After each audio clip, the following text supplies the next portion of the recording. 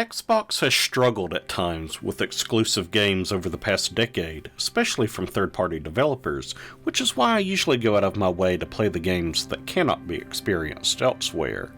The Gunk is one such title, and along with it coming from Image and Form, the creators of the SteamWorld franchise, I was eager to play it when it released in late 2021 for Xbox consoles and Windows PC. Down on their luck, space scavenging duo Ranni and Bex are exploring the fringes of the galaxy when the two women uncover an uncharted planet.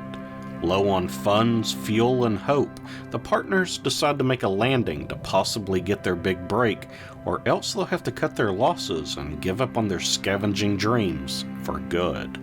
Shortly after reaching the surface, however, they learn that the planet is corrupted by a hazardous sentient goo they dub the Gunk that is sucking all known life out of the once flourishing space rock. Players control Ranni as she explores the unknown planet, searching for information on how to stop the vile Gunk, while also keeping a log of anything of value in this uncharted world.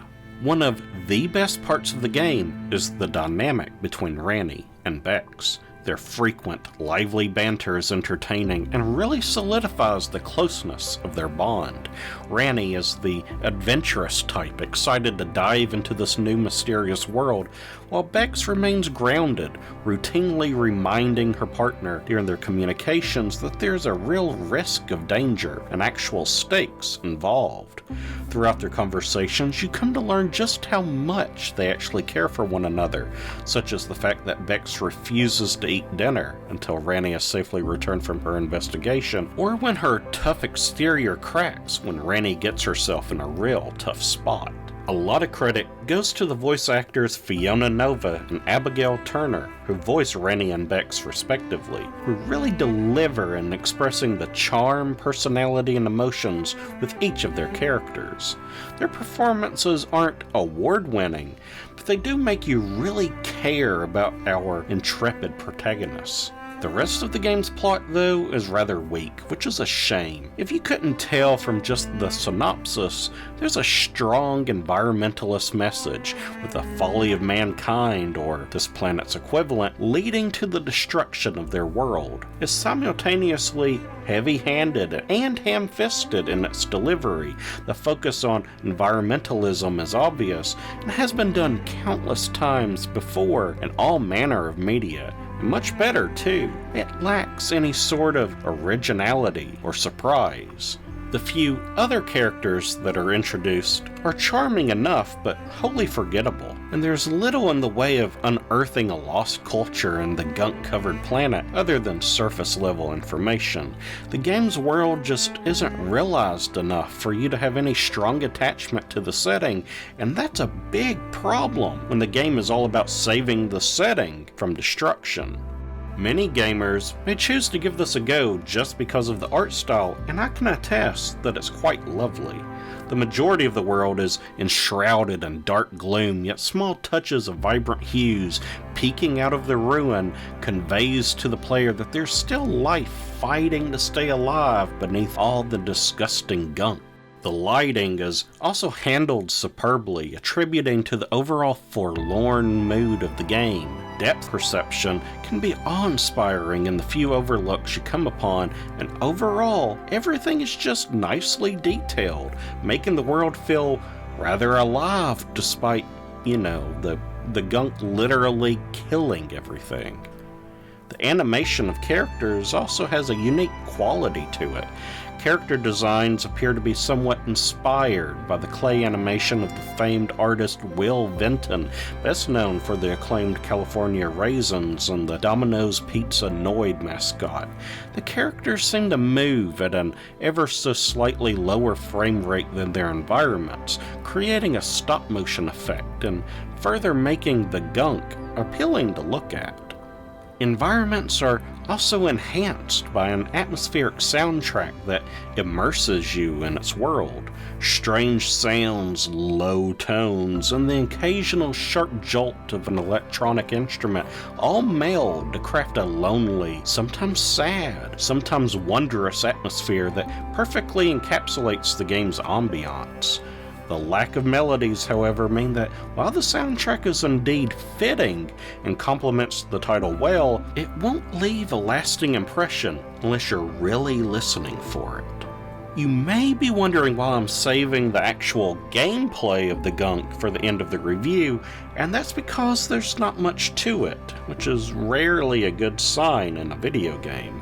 While exploration is a narrative focus of the game, the Gunk is shockingly linear, with A to B paths constituting the vast majority of the title. Along the way, you'll be seeking out items to scan, gunk to suck up, and solving the occasional puzzle. Most all of these are nigh on impossible to miss. Enemies will also sometimes block your path. They are so sparse, they are almost not worth mentioning. Cleaning up gunk is as easy as aiming and pulling the trigger. Sometimes you'll face aggressive gunk that will try to outgrow your vacuuming hand, but usually it just sits around, harmlessly pulsating. Removing the gunk will clear open paths, restore machinery, and even rejuvenate the life in an area. It's not dissimilar to how repainting areas in The Blob works, or how sucking up all the ghosts in a room in Luigi's Mansion is. In the beginning, you can only use your power glove to suck up gunk, but you can earn upgrades for your equipment by scanning items that you discover along your journey. All manner of things can be cataloged, from unique plant life, lost artifacts, enemies, and more. After scanning a set number of items, you'll unlock a blueprint for an upgrade which you can then craft back at your home base using resources you've collected along the way. These advancements include a pulse cannon, which can be used to shoot objects and enemies from a distance, a hydraulic brace, which allows you to sprint, an energy lure, which can distract creatures for a short while, and various improvements to your vacuum, health, and other tools. This could have been an excellent way to expand on the gameplay of the Gunk, providing a Metroidvania aspect of acquiring upgrades and returning to areas to uncover new things, but only 2 upgrades are actually required to complete the game, so the level design never quite rises to take advantage of all the things that you can actually do. Most upgrades are simply there to allow you to access a handful of optional paths, and to make the few combat scenarios a little easier. As I stated previously, enemies are few and far between in the Gunk, and offer little in the way of challenge. You only encounter 3 enemy types in the entire game, not counting the final boss battle, which is more or less a puzzle to solve rather than a proper fight. The most frequent baddies are these little bug-like critters that hop at you annoyingly and can easily be dispatched by sucking them up and tossing them somewhere. Spitters are met around mid-game and offer some of the only challenge in the game with their accurate projectiles, but their spitballs can actually be helpful when grabbed by your vacuum and hurled at weak walls or other enemies.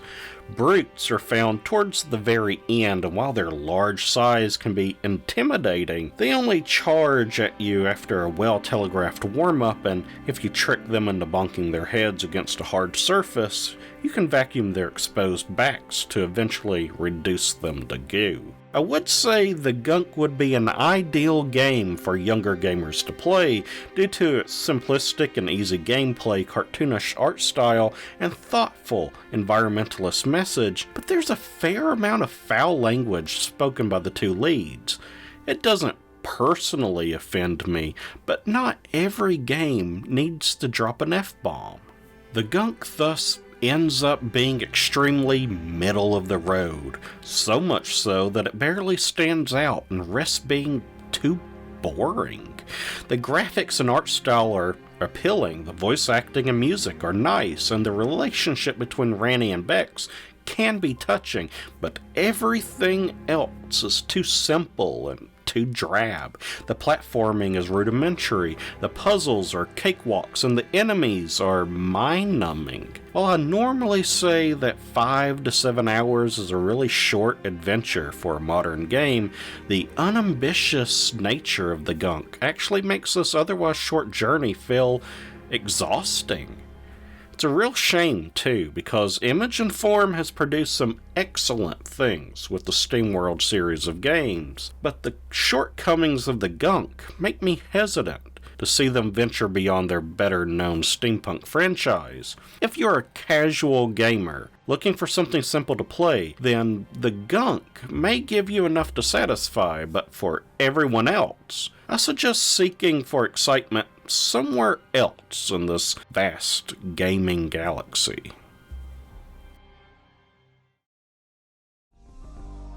Thank you very much for watching. Please like, hit subscribe if you aren't already a subscriber, and thank you so much to all of those that already are. If you'd like to connect with me more, I now have a Discord channel set up where you can get all the latest updates directly from me and communicate with everyone else in my wonderful community. Links to that are provided on the left and in the description below. Lastly, if you like my content, want to see more of it, and are in a position to do so, please consider giving to my Patreon, where every little bit helps me continue producing videos like this one. Special shoutouts to my patrons Late to Gaming, Celeste R, David L, Dan M, and Josh M. I wouldn't be doing this without you.